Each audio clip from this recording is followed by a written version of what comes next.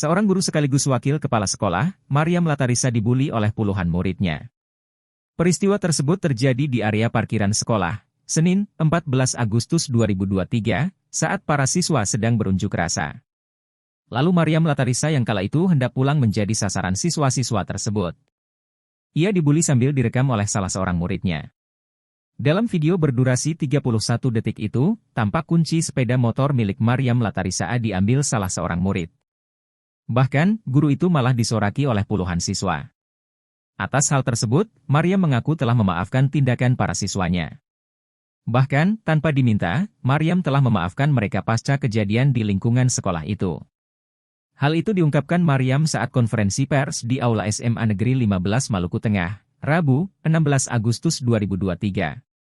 Baginya, para siswa seperti anak-anaknya sendiri. Lanjutnya, kejadian itu dianggapnya sebagai cobaan baginya dan juga bagi dunia pendidikan. Sehingga patut diambil pelajaran untuk lebih baik di kemudian hari.